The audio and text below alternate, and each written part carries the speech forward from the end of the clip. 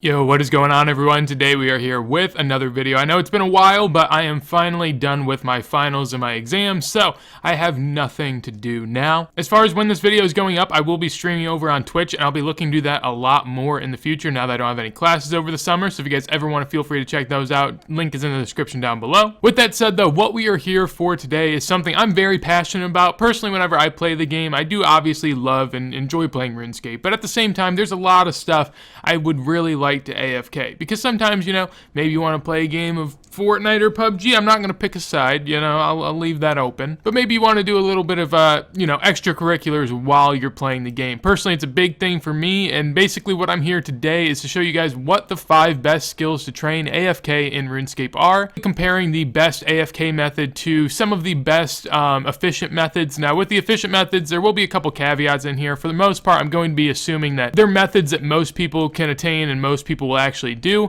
Some stuff that I'll talk about in this video may just be, you know, out of the realm for most players. So just know that everything in this video won't be exactly compared to the EHP rate or whatever of a certain skill. I'm just going to go off of what I think most people are going to do for individual skills. So the first skill we're going to look at is going to be rune crafting. Now, this is something that is just so nice to be added into the game. Personally, since I hate rune crafting, I love AFKing. Blood runes and soul runes are just the way to go for me. Those you can do on Karend, and basically all it is just an AFK form of going about training rune crafting, and their XP rates are pretty comparable to lava runes. Now, that is going to be the efficient method that we'll look at, and lava runes are just something that is going to be the best way of going about training your rune crafting if you're actually looking to train it in a normal type of way. So as far as the XP rates for both of these, basically we start with lavas. Now, that's going to be efficient, and that is 65k XP an hour, and you end up losing about 250k GP per hour, so you actually do come in at a loss here. Overall, you can actually get a little bit higher with lava runes, close to 70k, but I'm going to assume most people probably can't attain that because it's going to be a lot of really good clicks. Now, comparing that to something like bloods or souls, bloods are the ones that you unlock first through the AFK method, and that's going to be 40k XP per hour and 380k GP per hour,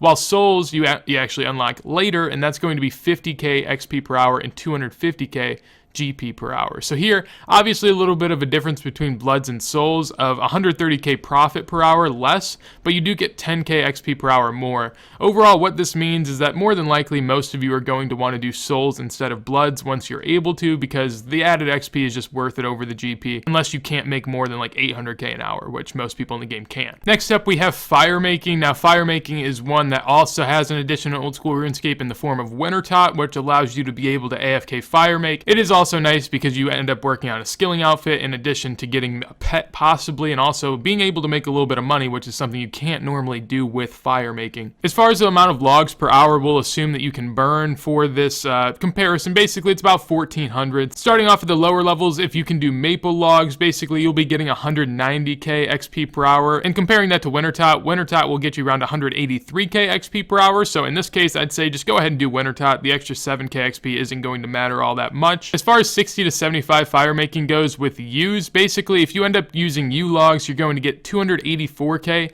XP per hour, while if you were doing Wintertot, you get close to 210k. Now, this is where I'll start including the cost. The cost for U logs is 400k an hour, so all in all, with the difference, basically it's going to be worth it for you to actually use U logs if you can make close to about 1.5 mil per hour. That is actually really close, and if you're someone that's a lower level, it might be more worth it for you to go ahead and do Wintertot again. Moving on to 75 to 90 fire making, now you can use magic logs, and basically with magic logs you can get close to 425k XP per hour if you're lighting them, compared to the 260k you could get doing Wintertot. Now, again, you do have to take into account the amount of money you'll spend. With magic logs here, since they're so expensive, it's going to be 1.5 mil an hour. However, the boost in XP here is actually pretty significant compared to the other ones. I'd recommend here, if you can make, pretty much if you can kill Zulrah or Vorkath efficiently, you should probably be lighting logs, but again, it's really close, so I'd side personally with the AFK method. Now, finally, we move on to 90 to 99. This is where you get Redwood Logs, and this is where it's going to be more than worth it for you to go ahead and actually start lighting fires. So,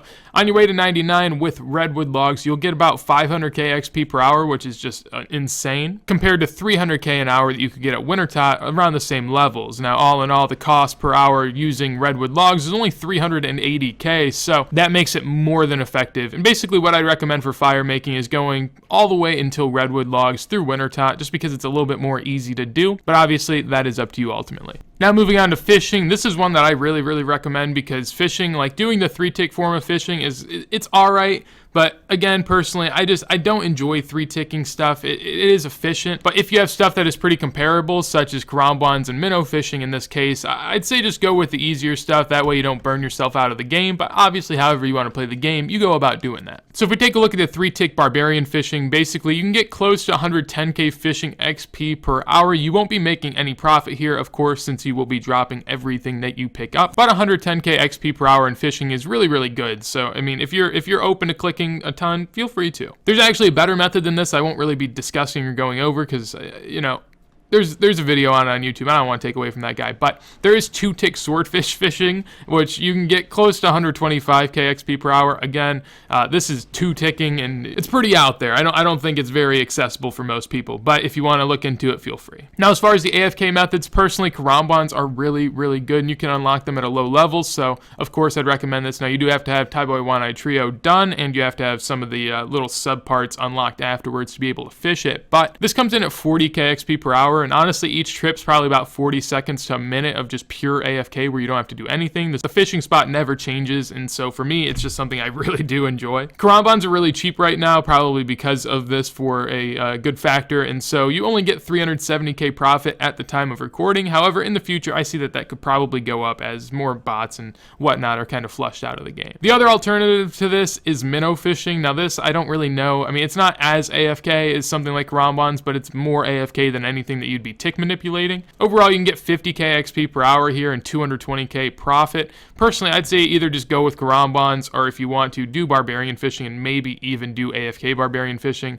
I personally don't enjoy minnows that much, but if you guys like the method, it isn't that bad to do. Now moving on to cooking, this is really why I threw that caveat in there at the beginning of the video. As you can see, the AFK versus efficient method is going to be basically the best food you can cook versus karambwans. Now, karambwans are just something that if you do cooking really efficiently, you can 1-tick them, which means you can cook a karambwan every game tick. So this is just absurd XP. We'll get into that, I guess, right now. So by 1-ticking karambwans, assuming that you burn none of them, you can get close and upwards of 1 mil per hour, close to 1.2 mil XP per hour.